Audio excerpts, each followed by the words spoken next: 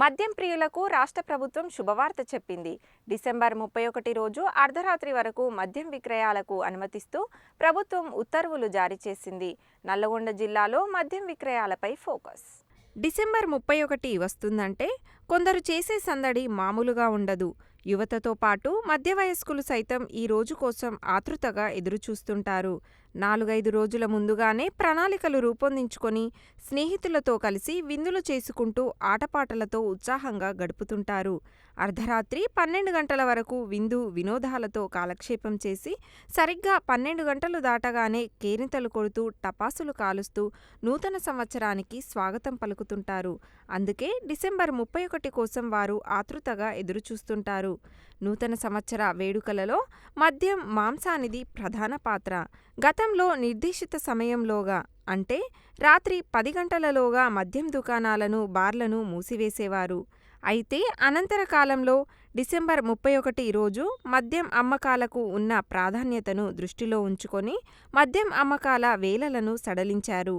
ఏటికేడు December 31 రోజు మద్యం అమ్మకాలు జరిపే వేళలను పొడిగించేవారు. ఈ నేపథ్యంలో ఈ ఏడాది డిసెంబర్ 31కి సైతం రాష్ట్ర ప్రభుత్వం మద్యం అమ్మకాల వేళలను పెంచుతూ నిర్ణయించింది. మద్యం దుకాణాలలో రాత్రి 10 గంటల వరకే ఉన్న మద్యం విక్రయ వేళలను అర్ధరాత్రి 12 గంటల వరకు పొడిగించింది. అదేవిధంగా బార్లు ప్రత్యేక అనుమతితో నిర్వహించే ఈవెంట్లలో అర్ధరాత్రి 1 గంట వరకు మద్యం సరఫరా చేసేందుకు ప్రభుత్వం అనుమతించింది. మద్యం దుకాణాలకు అదనంగా 2 గంటల వెసులుబాటును కల్పించగా బార్లకు అదనంగా 3 గంటల వెసులుబాటును కల్పించారు. దీంతో డిసెంబర్ 31 రోజు మద్యం దుకాణాలలో అర్ధరాత్రి 12 గంటల వరకు, బార్లలో అర్ధరాత్రి 1 గంట వరకు మద్యం విక్రయాలు జరపనున్నారు. డిసెంబర్ 31 రోజు మద్యం దుకాణాలను రాత్రి 12 గంటలకు, బార్లను రాత్రి 1 గంటకు తప్పనిసరిగా మూసివేయాలని నల్లగొండ ఎక్సైజ్ సూపరింటెండెంట్ సంతోష్ చెప్పారు. నిర్దేశిత వేళలు ముగిసిన తర్వాత మద్యం విక్రయాలు చేపడితే కఠిన చర్యలు తీసుకుంటామని హెచ్చరించారు. దీంతో డిసెంబర్ 31 రోజు మద్యం దుకాణాలలో అర్ధరాత్రి 12 గంటల వరకు, బార్లలో అర్ధరాత్రి 1 గంట వరకు మద్యం విక్రయాలు జరపనున్నారు.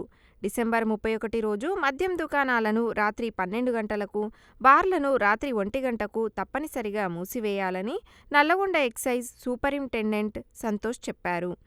నిర్దేశిత వేళలు ముగిసిన తర్వాత మద్యం విక్రయాలు చేపడితే కఠిన చర్యలు తీసుకుంటామని హెచ్చరించారు.